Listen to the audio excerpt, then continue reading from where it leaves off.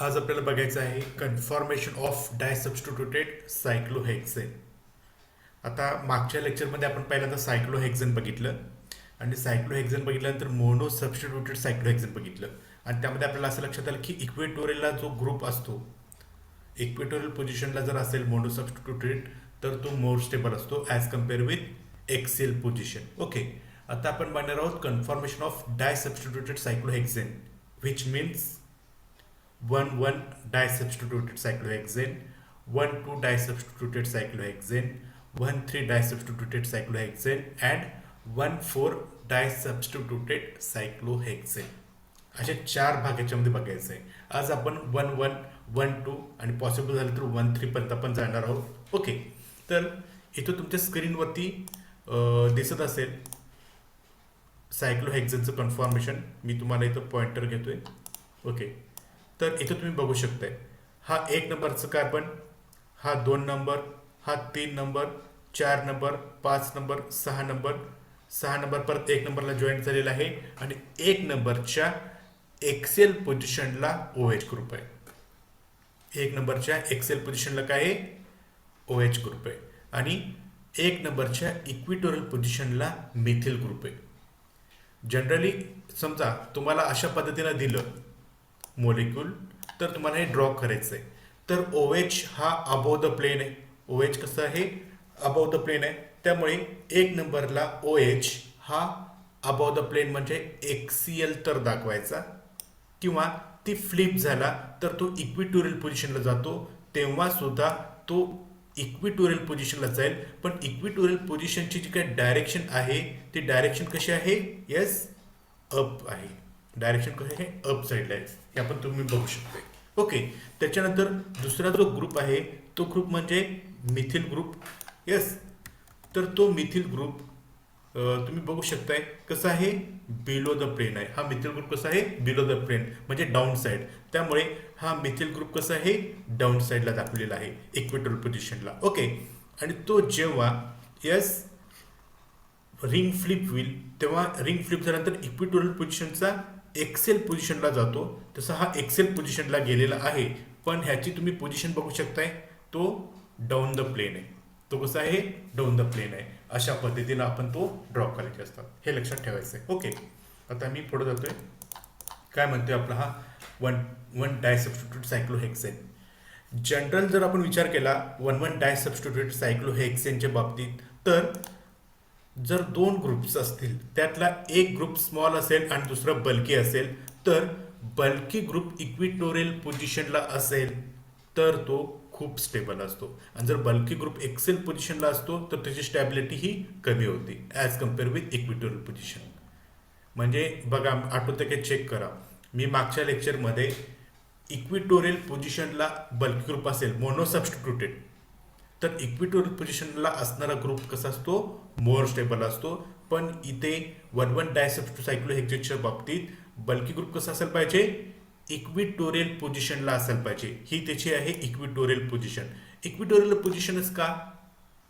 तर त्याचं कारण काय आहे? मी तुम्हाला मागच्या याला सांगितलं होतं की 1 नंबरची पोझिशन, येस 5 नंबरची पोझिशन आणि 3 नंबरची पोझिशन एका प्लेनमध्ये येतात, आणि एका प्लेनमध्ये आल्यानंतर जर समजा हा बल्की ग्रुप एक्सेल पोझिशनला असेल तर इथला हायड्रोजन आणि इथला हायड्रोजन त्यांच्यामध्ये स्टेरिक इंटरॅक्शन होतं, आणि त्यामुळे ते त्याला रिपेल करतात बल्की ग्रुपला.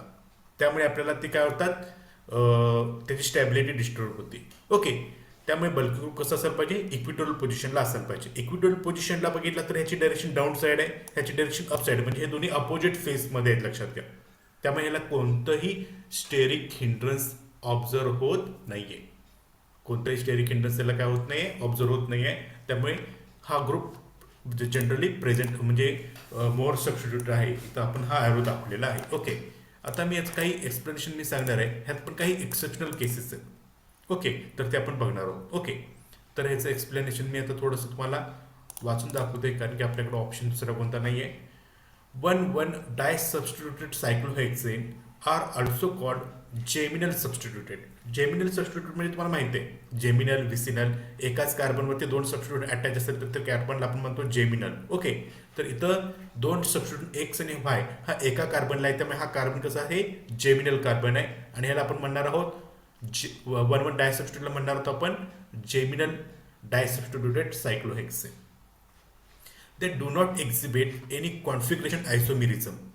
हे तर कोणताही आर एस कॉन्फिगरेशन आपल्याला ऑब्झर्व होत नाही, but exist in two interconvertible conformers. म्हणजे हा कंपाऊंड, हा जो सायक्लोहेक्सेन आहे चेअर कॉन्फिगरेशन, चेअर कन्फॉर्मेशन, हा फ्लिप झाला की हा एक नंबरचा इथे जातो, ह्या पोझिशनला जातो, आणि दोन नंबरचा इथे पोझिशनला येतो. ओके, हा फ्लिप झालेला आहे. आणि फ्लिप झाला की हा एक्स एक्सिल पोझिशनला आहे, तो जातो इक्वेटोरियल पोझिशनला, आणि जो हा वाय इक्वेटोरियल पोझिशनला आहे तो कुठे येतो एक्सिल पोझिशनला येतो. Okay, these forms are separated by each other by an energy barrier which is usually of the same order of magnitude as the cyclohexane ring inversion. इथं आपल्याला ही जी एनर्जी बॅरियर सेपरेशन होतं ती अतिशय कमी आहे, आणि ती जी एनर्जी बॅरियर आहे ही जसं की सायक्लोहेक्सेनचं इन्व्हर्जन होतं अशा पद्धतीने हा मॉलिक्यूल फ्लिप होतो. ओके, आता मी नेक्स्ट स्लाइडमध्ये जातोय.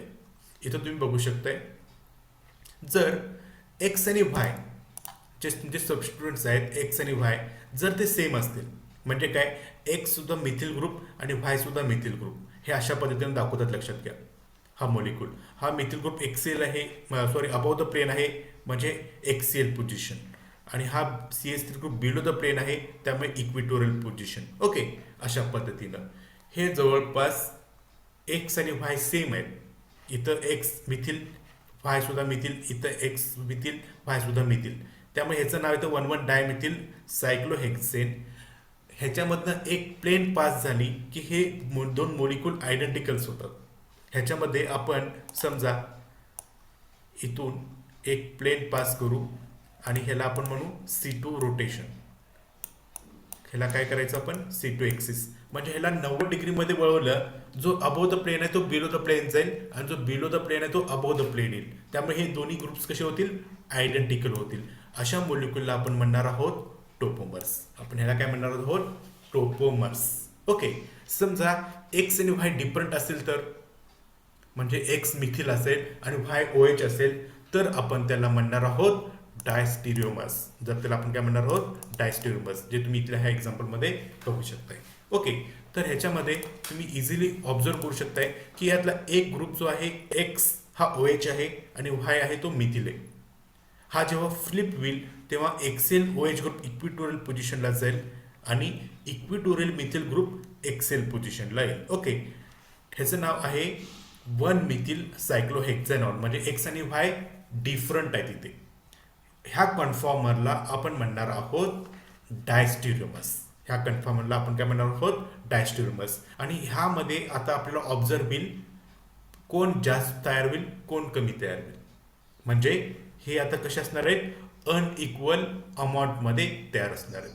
म्हणजे समजा तुम्ही एक केमिकल मागितलं वन मिथिल सायक्लोहेक्झॅनॉन. ओके, आणि त्यामध्ये तुम्ही ऑब्झर्व केलात तर ह्याच्यामध्ये एक्सेल OH ग्रुप आणि इक्विटोरियल OH ग्रुप असं आपण लक्षात ठेवूया. एक्सेल OH ग्रुप आणि इक्विटोरियल OH ग्रुप ह्यांचं प्रमाण इथं बदलणार आहे.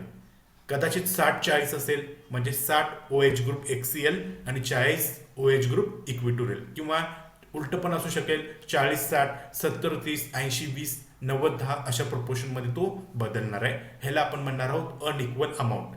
जर 50-50 असेल तर त्याला आपण काय म्हणणार आहोत इक्वल अमाऊंट. समजलं ना मला काय सांगायचंय?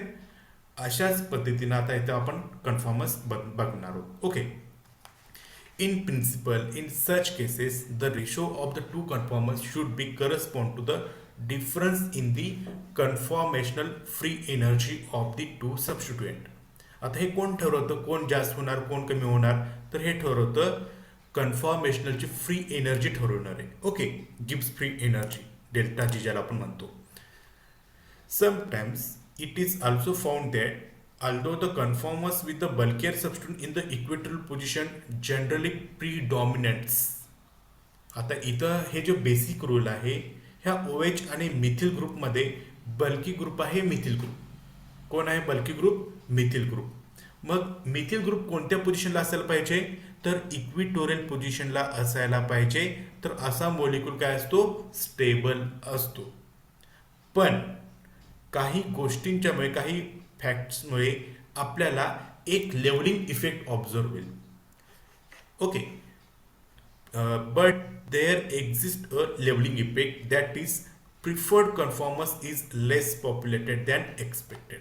आता इथं जी नाव बघितलं तुम्ही 1 मिथिल सायक्लोहेक्सॅनॉल, त्याच्यामध्ये OH ग्रुप हा स्मॉल आहे आणि मिथिल ग्रुप हा बल्की आहे. त्यामुळे मिथिल ग्रुप इक्विटोरियल पोझिशनला असायला पाहिजे होता बाय जनरल रूल. पण इथं एक लेवलिंग इफेक्ट होतो आणि ह्या लेवलिंग इफेक्टमुळे मिथिल ग्रुप जो बल्की आहे तो एक्सेल पोझिशनला जातो आणि OH ग्रुप जो लहान आहे तो इक्विटोरियल पोझिशनला जातो.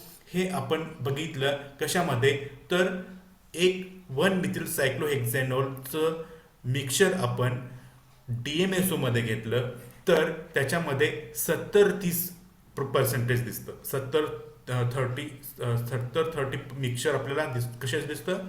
Axial and equatorial in dimethyl sulfoxide. Here आपल्याला जर ऑब्झर्व केलं तर free energy difference is around 2 kilojoule per mole, where as the actual difference between delta G, ज्याला आपण म्हणतो Gibbs free energy values of methyl and hydroxyl group is around 3.5 kg per mole. आणि ह्याचमुळे आपल्याला अजून एक अशी सिच्युएशन ऑब्झर्व होती, जो मिथिल ग्रुप बल्की आहे तो इक्विटोरियल पोझिशनला असायला पाहिजे होता, पण तो असतो कोणत्या पोझिशनला? एक्सियल पोझिशनला, बिकॉज ऑफ लेवलिंग इफेक्ट. त्याची फ्री एनर्जी ही OH पेक्षा कमी आहे, त्यामुळे आपल्याला तो जातो एक्सियल पोझिशनला. ओके, ह्याच्यानंतर अजून एक मी उदाहरण देतो, ज्याचं नाव आहे 1 मिथिल 1 फिनिल. आता हे तुम्हाला सुद्धा सांगता येईल, मिथिल मोठा ग्रुप आहे की फिनिल मोठा ग्रुप आहे? तर ग्रुप मोठा कोण आहे? फिनिल. बारका ग्रुप कोण आहे? मिथिल. मग थेरॉटिकली मोठा ग्रुप कुठे असायला पाहिजे? इक्विटोरियल पोझिशनला असायला पाहिजे. आणि छोटा ग्रुप कुठे असायला पाहिजे? एक्सेल पोझिशनला असायला पाहिजे. पण इथं नेमकं होतं काय? इथं एक तर फ्री एनर्जी फंक्शन आपण जर बघितली, इक्विटोरियल फिनिल आणि एक्सेल मिथिलचं फ्री एनर्जी फंक्शन किती आहे? 1.33 किलो जूल पर मोल.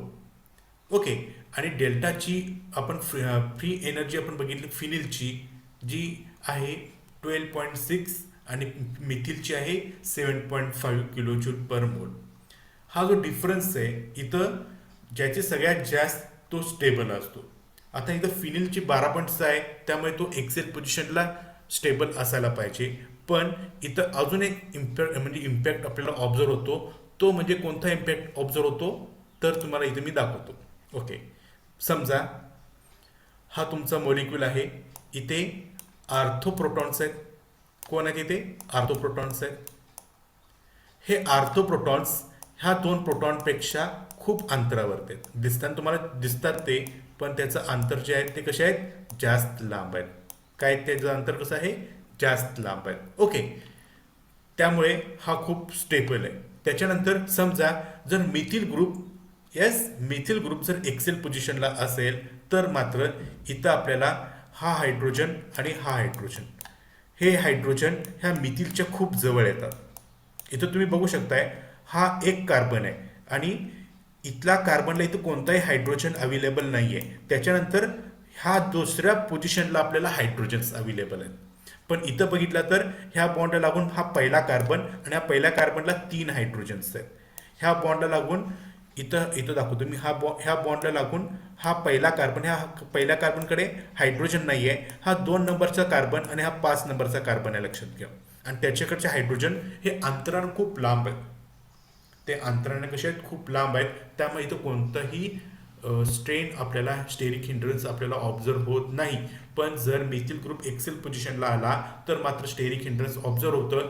त्यामुळे ह्या 2 कॉन्फिगरेशन मधला मोर स्टेबल कोण आहे? ज्याला मी गोल राऊंड केलेला आहे तो खूप स्टेबल आहे, कारण त्याच्यामधली जी काय कॉन्फिगरेशनल एनर्जी आहे ती आहे 1.33 kg पर मोल. त्यामुळे तो खूप स्टेबल आहे. ओके, आता मी पुढचा पॉईंट दाखवतो. इथं तुम्ही बघू शकताय जे मी आत्ताच सांगितलं. ह्यामध्ये इथं स्ट्रक्चरमध्ये तुम्ही बघू शकता थोडी फिनिल रिंग मी लांब ड्रॉ केलेली आहे आणि ह्याच्यामध्ये हे जे प्रोटॉन्स आहेत, आर्थोप्रोटॉन्स आहेत, हे जे आर्थोप्रोटॉन्स आहेत ते ह्या पोझिशनपासून थोडेसे कसे आहेत, खूप डिस्टन्सवरती आहेत. हे खूप डिस्टन्सवरती आहेत. हे कसे आहेत, खूप डिस्टन्सवरती आहेत. पण जर मिथिल ग्रुप आलात तर मात्र ह्यांचं डिस्टन्स फार कमी होतं. ह्यांचं डिस्टन्स काय होतं, फार कमी होतं. त्यामुळे काय होतं, ते त्याला रिपेल करतात. हे एक मेजर कारण झालं. आणि दुसरं एक कारण म्हणजे काय, जर हा इक्विटोरियल पोझिशनला जर फिनिल गेला तर हा हायड्रोजन जवळ येतं. मग ह्या दोघांच्यामध्ये काय होतात, परत स्टेरिक हिंड्रन्स, स्टेरिक रिपल्शन होतं. त्यामुळे हा मोलिक्यूल कसा होतो, अनस्टेबल होतो. त्यामुळे मोर स्टेबल कोण आहे ह्याच्यामध्ये थेरॉटिकली बल्की ग्रुप इक्विटोरियल पोझिशनला असायला पाहिजे. पण इथं बल्की ग्रुप इथं कोण आहे, फिनिल आहे, तो आहे एक्सेल पोझिशनला आणि हा आहे स्टेबल आहे. हे एक्सेप्शनल केसेस आहेत अशा बऱ्याचशा.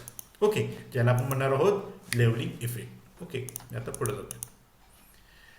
आता ह्याच्यामध्ये अजून आपण बघितलं की हा 1,1 डायसब्स्टिट्यूट झालेला आहे. आता आपण बघणार आहोत 1,2 डायसब्स्टिट्यूट सायक्लोहेक्सेन. 1,1 खूप सोपा होता. पहिला सगळ्यात सोपा होता मोनो सबस्टिट्यूटेड, त्याच्यानंतर आला 1,1 डायसब्स्टिट्यूट. आता थोडंसं आपण अवघड बघणार आहोत 1,2 डायसब्स्टिट्यूटेड सायक्लोहेक्सेन. आता ह्याचं प्लेनर स्ट्रक्चर मी इथं ड्रॉ केलेलं आहे, ज्याच्यामध्ये दोन सबस्टिट्यूएंट्स Y1 आणि Y2 एक जनरल नावं टाकलेले आहेत. आणि ते Y1 आणि Y2 पोझिशन प्लेनच्या एक साईडला आहेत. त्यामुळे ह्याला आपण म्हणतो काय, सिस. 1,2 डायसब्स्टिट्यूटेड सायक्लोहेक्सेन. सिस 1,2 डायसब्स्टिट्यूटेड सायक्लोहेक्सेन. ओके, आता त्याचं स्ट्रक्चर इथे मी ड्रॉ केलेलं आहे. सिस असण्यासाठी बघा, थोडंसं लक्षात ठेवा, सिस म्हणजे एका प्लेनच्या एक साईडला असायला पाहिजे. ओके, मग आता इथं बघितला तुम्ही तर एक Y1 जो आहे हा अप साईडला आहे, म्हणजे एक्सेल पोझिशनला आहे, बरोबर. सिमिलरली Y2 जो आहे तो इक्विटोरियलला असायला पाहिजे. जर Y2 एक्सेल काढलात तर त्याचं कॉन्फिगरेशन बनतं ट्रान्स. त्याचं कॉन्फिगरेशन काय बनतं, ट्रान्स. त्यामुळे तो कसं असायला पाहिजे, इक्विटोरियलला असायला पाहिजे आणि त्याची डायरेक्शन सुद्धा कशी असायला पाहिजे, अप असायला पाहिजे.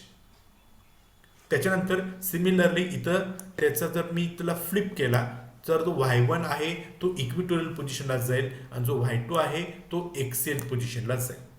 हे आपण त्याला केलेलं आहे, फ्लिप केलेलं आहे. ओके, सिमिलरली ट्रान्स म्हणजे काय, तर ट्रान्स म्हणजे Y1 आणि Y2 त्यांचे पोझिशन्स बघा, मेजर करा, लक्षात घ्या.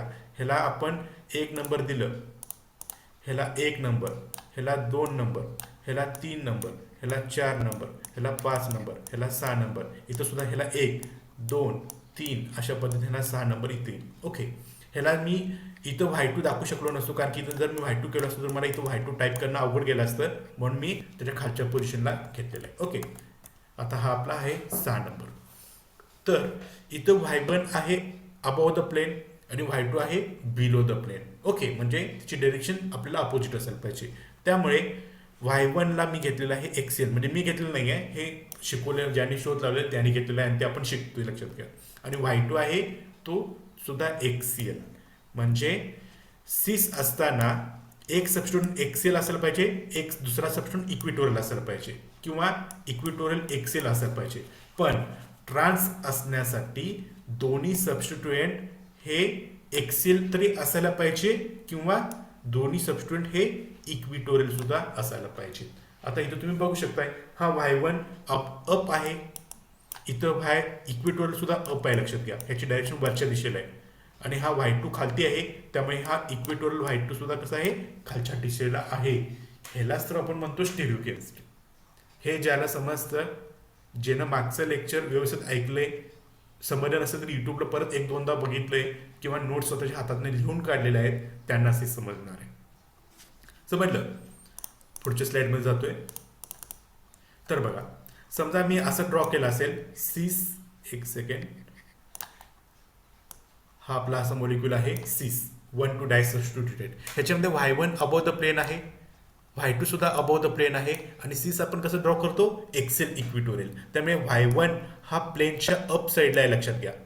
आणि इक्विटोरियल पोझिशनची पण डायरेक्शन ही कशी आहे वरच्या दिशेला आहे. समजलं ना. आणि हा फ्लिप झाला तर Y2 जातो एक्सेल, तो एक्सेल अप डिरेक्शन आणि Y1 फ्लिप झालेला असेल तर तेव्हा इक्विटोरियल अप साईडला येतो लक्षात घ्या. हे तर आपण ॲरो दाखवलेला आहे. एक्सेल सुद्धा वरच्या दिशेला आहे, इक्विटोरियल सुद्धा वरच्या दिशेला आहे. ओके. आणि तेच जर तुम्ही समजा मी अशा पद्धतीने दाखवला असेल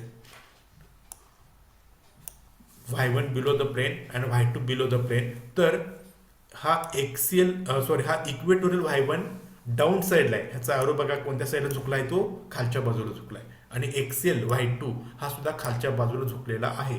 हे फ्लिप झाला तर Y2 इक्विटोरियल अशा पद्धतीनं जाईल आणि Y1 एक्सेल पोझिशनला येईल खालच्या बाजूला. हे असं लिहायचं असतं स्ट्रक्चर. ओके. आता मी पुढे जातोय. आता 1-2 डाय सबस्टिट्यूट काय सांगतो आपण बघूया.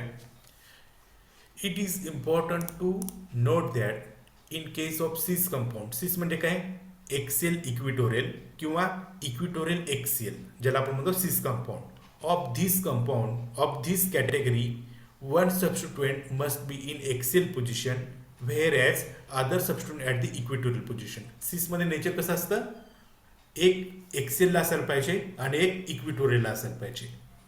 If there is a difference in the size of the substituent, then 1-3 interaction will become dominant, particularly when the larger group is at axial position. आता इथं सिसमध्ये आपल्याला एक एक्सेल असतो आणि एक इक्विटोरियल असतो.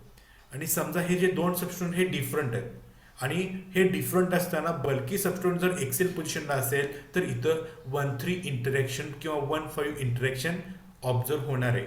So it is evident that the conformation with larger group in equatorial position will be of lower energy.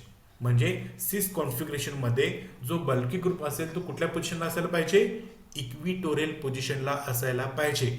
Because असं condition असेल तर तो खूप मोर स्टेबल असणार आहे. ठीक आहे. हे मी पुढे जातोय. आता इथे एक एक्झाम्पल म्हणून मी घेतलेलं आहे सिस 2-मिथिल सायक्लोहेक्सॅनॉल. सिस 2-मिथिल सायक्लोहेक्सॅनॉल हे दाखवताना आपण असं दाखवतो सिस अबोव द प्लेन. ओके. ह्याच्यामध्ये OH आहे अबोव द प्लेन, मिथिल सुद्धा आहे अबोव द प्लेन. ओके. हा फ्लिप झाला. यस. तर मिथिल ग्रुप कसा जातो एक्सेल पोझिशनला पण अबोव आणि OH ग्रुप सुद्धा एक्सेल इक्विटोरियल पण अबोव. आता ह्याच्यामध्ये जर तुम्ही कम्पेअर केला OH आणि मिथिलमध्ये कोण हे आहे बल्की ग्रुप आहे. मी मगाशी म्हटल्याप्रमाणे मिथिल ग्रुप जो आहे तो खूप बल्की ग्रुप आहे आणि OH ग्रुप कसा आहे स्मॉलेस्ट ग्रुप आहे. तर ह्याच्यामध्ये स्मॉलेस्ट ग्रुप एक्सेल पोझिशनला असेल आणि बल्की ग्रुप इक्विटोरियल पोझिशनला असेल तर ते कॉन्फिगरेशन असणार आहे काय खूप स्टेबल असणार आहे. ते कॉन्फिगरेशन काय असणार आहे खूप स्टेबल असणार आहे. जर मिथिल ग्रुप इक्विटोरियल पोझिशनला आला, यस, जर मिथिल ग्रुप इक्विटोरियल पोझिशनला आला तर इथला प्रोटॉन आणि ह्या 5 नंबरचा प्रोटॉन त्याला काय करतील रिपेल करतील, इंटरॅक्ट करतील. त्यामुळे 1-3 इक्वेशन आपल्याला 1-3 इंटरॅक्शन आपल्याला ऑब्झर्व होईल. त्यामुळे हे कॉन्फिगरेशन कसं असणार आहे लेस स्टेबल असणार आहे. मोर स्टेबल कोण असणार आहे तर हे मोर स्टेबल असणार आहे आणि लेस स्टेबल कोण असणार आहे तर हे लेस स्टेबल असणार आहे. समजलं. आता मी पुढे जातोय. इन सिस कंपाऊंड हॅव्हिंग 2 सबस्टिट्यूएंट्स आयडेंटिकल. समजा सिस कंपाऊंडमध्ये जर 2 सबस्टिट्यूएंट एक्स आणि वाय जर सिमिलर असतील, सेम असतील, फॉर एक्झाम्पल मिथिल, तर मात्र इथं आपल्याला रिझोल्युशन आपल्याला घेता येणार नाहीये. का घेता येणार नाही, कारण ह्याच्यामधनं अशी एक प्लेन पास होईल. दाखवतो मी अशा पद्धतीनं. ह्याच्यामध्ये इथून बरोबर सेंटरने काय होईल, इथून असे प्लेन पास होईल. एक मिथिल ग्रुप एक साईडला, एक मिथिल ग्रुप एक साईडला. आणि हे दोन्ही कसे आहेत, यस, मेसो कंपाऊंड आहेत. आणि मेसो कंपाऊंड कसे असतात, अकायरल असतात. मेसो कंपाऊंड काय असतात, अकायरल असतात. ओके. आणि जर Y1 आणि Y2 म्हणजे मिथिल ग्रुप जे आहेत त्याचा दुसरा OH ग्रुप असेल तर ते काय होतील, डिफरंट म्हणतो आपण त्याला, सिस डिफरंट कंपाऊंड. तर ह्याच्यामध्ये कोणताही सिमेट्री ऑब्झर्वेशन आपल्याला दिसत नाहीत. त्यामुळे आपण इझिली त्याचं आपण काय करू शकतो, कॉन्फिगरेशन इझिली फाइंड आउट करू शकतो, कारण ते नॉन सुपर इम्पॉसिबल इमेजेस आहेत. म्हणून जर ते डिफरंट असतील तर. ओके, आता हे मी क्लिअर करतोय आणि नेक्स्ट स्लाइडकडे जातोय. आता इथं आपण बघूया सिस आणि ट्रान्स असताना काय फरक दिसतो. ओके, तर इथं सेम सबस्टिट्युएंट्स आहेत अशा पद्धतीनं, आणि ह्याच्यामध्ये आपण काय करू शकतो, एक प्लेन पास करू शकतो. हे जी तुम्हाला दिसत असेल, थोडीशी मी डार्क घेतो.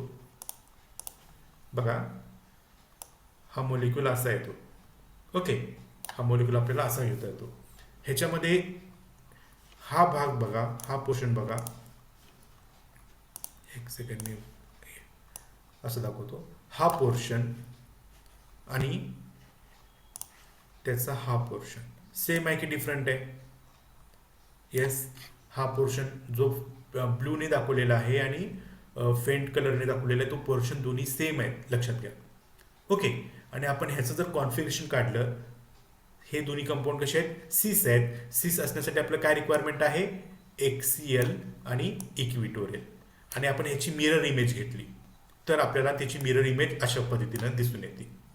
आणि सिमिलरली हा मोलेक्यूल जेव्हा फ्लिप होईल तेव्हा मिळणारा मोलेक्यूल म्हणजे जो इथला मिथिल ग्रुप इक्विटोरियलचा आहे तो इथे आता एक्सेलला जाईल, आणि जो एक्सेलला आहे तो आता इक्विटोरियलला जाईल. ह्यामध्ये आपल्याला असं लक्षात येतं की हे दोन मोलेक्युल्स हे सेमच आहेत. हे दोन मोलेक्युल कसे आहेत, सेमच आहेत. आणि तेच जर आपण ट्रान्स घेतलं, म्हणजे एक्सेल एक्सियल आणि इक्विटोरियल, तर ह्याचं आपल्याला कोणतंही सिमेट्री ऑप्शन याच्यामध्ये बसत नाहीये. इथं आपल्याला कोणताही सिमेट्री ऑप्शन दिसत नाहीये, त्यामुळे आपल्याला मिळणारे कॉन्फिगरेशन हे डिफरंट असणार आहेत. कसे असणार आहेत, डिफरंट असणार आहेत. ओके, मी आता पुढे जातोय. आता इथे एक कॉमन जनरल फॉर्मॅट मी देतोय, जे कोण मोर स्टेबल आहे असं आपण बघण्यासाठी. ओके, तर ह्याच्यामध्ये आपण बघू शकतो की एक सेकंड, ह्याच्यामध्ये हा ट्रान्स कंपाऊंड आहे, इक्विटोरियल. हा सुद्धा कसा कंपाऊंड आहे, ट्रान्स आहे, एक्सियल. आता ह्या तीन कॉन्फिगरेशनमध्ये सगळ्यात जास्त स्टेबल आहे तर तो कोणता, तर सगळ्यात जास्त स्टेबल आहे ट्रान्स. मग ट्रान्समध्ये पण दोन कॉन्फॉर्मर्स बसतात, एक्सेल आणि इक्विटोरियल. तर त्यापैकी सगळ्यात स्टेबल असतो तो इक्विटोरियल. का स्टेबल असतो, कारण y1 हा बिलो द प्लेन आहे, y2 हा अबव द प्लेन आहे. ह्याच्यामध्ये इथं कोणताही स्टेरिक हिंड्रन्स आपल्याला ऑब्झर्व होत नाही, त्यामुळे ट्रान्स इक्विटोरियल हा खूप स्टेबल असतो. ओके, त्याच्यानंतर स्टेबल कोण आहे, तर त्याच्यानंतर स्टेबल आहे सिस. मग सिसमध्ये कोण स्टेबल आहे, तर एक्सियल इक्विटोरियल जो फॉर्म आहे तो स्टेबल आहे. ह्यापैकी y1 ला थोडं स्टेरिक हिंड्रन्स ऑब्झर्व होईल, पण y2 ला होणार नाही. काय होणार नाही, y2 ला होणार नाही. आणि त्याच्यापेक्षा लेस स्टेबल आहे तो म्हणजे ट्रान्सच, कारण त्याचा एक एक्सेल आहे y1 आणि दुसरा सुद्धा एक्सेल आहे y2. आणि एक्सेल पोझिशनला जो ग्रुप एक्सेल पोझिशनला असतो त्याच्यामध्ये थोडंसं स्टेरिक हिंड्रन्स, स्टेरिक रिपल्शन, ज्याला आपण म्हणतो 1,3 डाय इंटरॅक्शन आपल्याला ऑब्झर्व होतं, त्यामुळे तो लेस स्टेबल असतो. बघा, ट्रान्स खूप स्टेबल आहे, पण कोणता फॉर्म त्यातला स्टेबल आहे, इक्विटोरियल. त्यानंतर आहे सिस, आणि त्यानंतर परत लेस स्टेबल कोण आहे, लिस्ट स्टेबल ट्रान्स. आणि त्याच्यामध्ये y1 y2 कसे असायला पाहिजे, एक्सेल पोझिशनला असायला पाहिजे. ठीक आहे, इथे तुम्हाला समजलं असेल.